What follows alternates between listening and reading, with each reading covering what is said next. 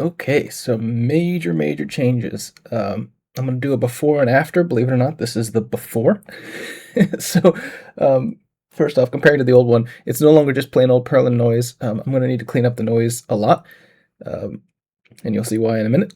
It looks fine like this right now, like this looks good, but you'll see the changes that I've made have exposed a lot of the issues with the generation. So first off, you see your GPU frame time is running about 3.5 milliseconds, CPU frame time 2.5 milliseconds. So really good performance. Got this nice sand texture, nice sandy biome, this nice rocky biome, and it still generates. Let me go super fast here. It still generates terrain all the way out into the distance. If I can climb up on this hill, you'll see, hopefully. Can we see that far? Oh, balls. Okay, well, you're going to have to take my word for it. It generates super far in the distance. But anyways, the point of this before and after... Actually, I'll go up in the spaceship later and show you. The point of this before and after is... you see how we've got this like rigid sort of stair-stepped issue on this material. It's quite annoying. It's quite ugly. And that is what I've solved.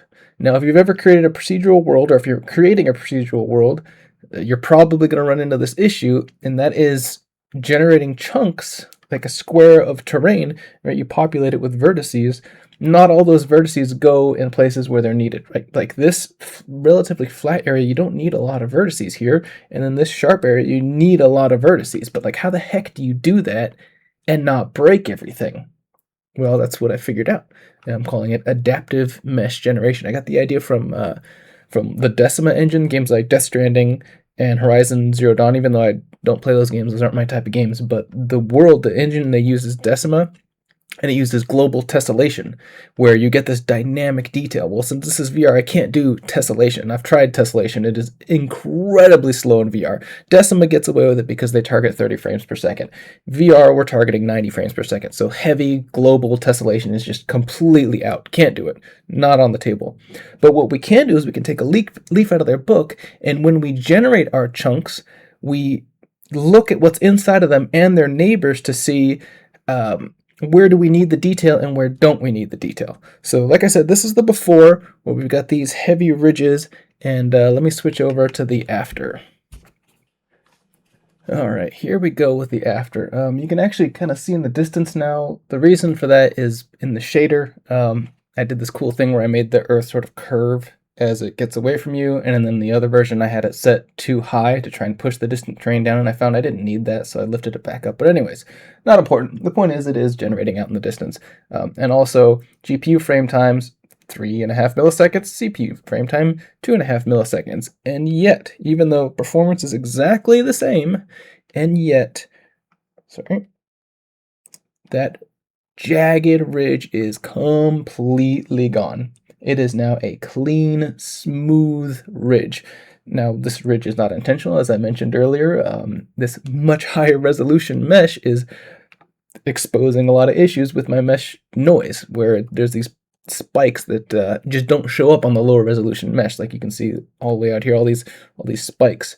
Let me go to the top here and get a cleaner look of what's going on. There we go, and you can see just a massive world. We're still running extremely performant, right? Like 3.5 milliseconds on the GPU, 2.5 milliseconds on the CPU, and just incredibly more detailed. And the way we get away with that is, like I said, adaptive mesh generation. Now let's go ahead and go into the editor, and I'll show you what's going on. All right. So where's the dude? There we are.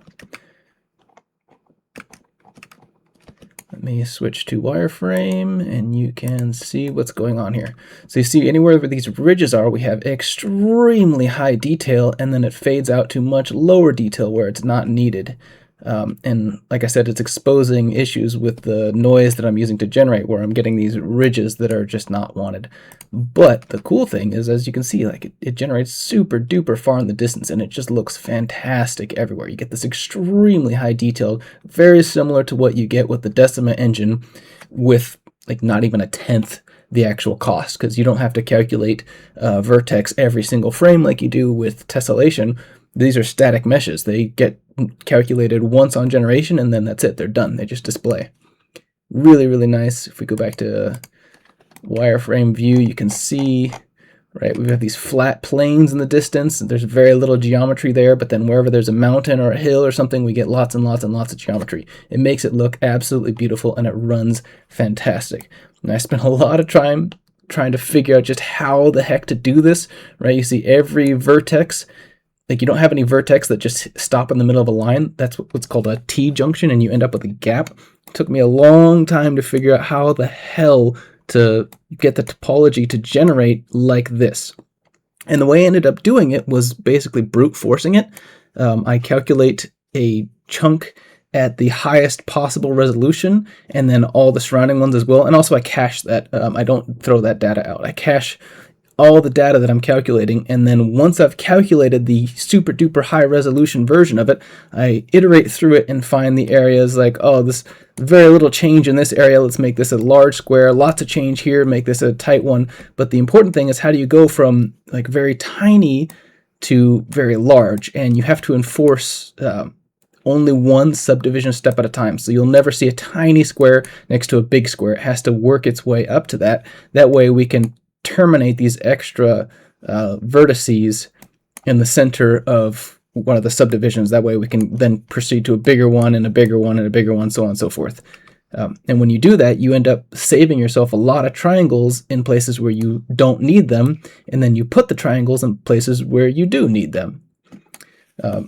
One other thing, I want to show you the actual layout, because this was the hard part, figuring out how to do this. And here's the mock-up that I made.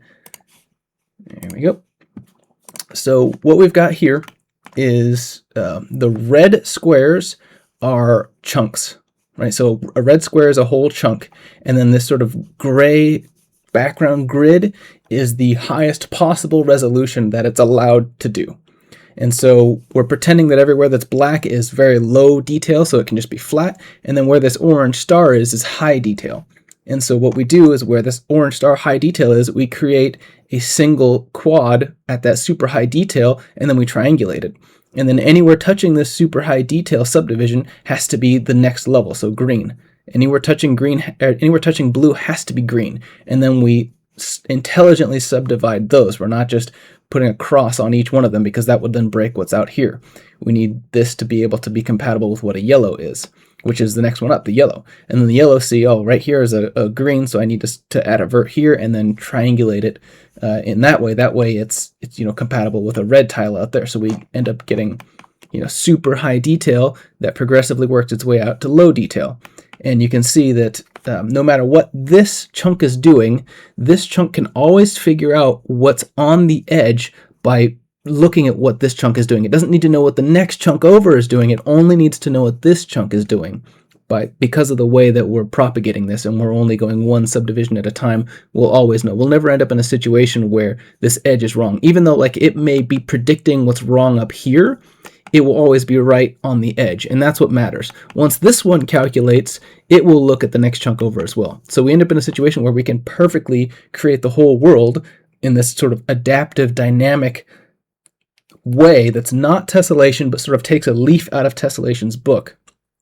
And we just get this really, really cool, really high detailed world, and we spend basically zero extra time generating that world, or not generating. It takes longer to generate, but it runs the same speed. Like the real-time running is the same. The generation, as I said, is slower, and you might be thinking like, oh my god, before I was generating a tile of 64 by 64, and now what I have it set to is 512 by 512. And you're probably thinking, oh my god, that's so much more vertices to calculate. And yes, it is, but we're doing this in the jobs system using Burst Compiler, which, if you use Burst Compiler, you code it in a very certain way that works well with how CPUs think. You can generate these just massive amounts of vertices insanely fast, faster than you can look them up in memory. So that's why we just generate them all at the highest possible detail. Rather than trying to figure out where they should go and whether or not we need to subdivide, we just brute force generate everything, because the CPU is so ridiculously fast. And if we feed it data, like structured, predictable data like this, it will churn through it at unbelievably fast rates. And so we can brute force an entire world with billions of vertices, and then we'll get through it in just a couple of seconds, because they're just that fast. And you end up with you saw the finished product. It's beautiful. It's amazing. All right, that's all for today.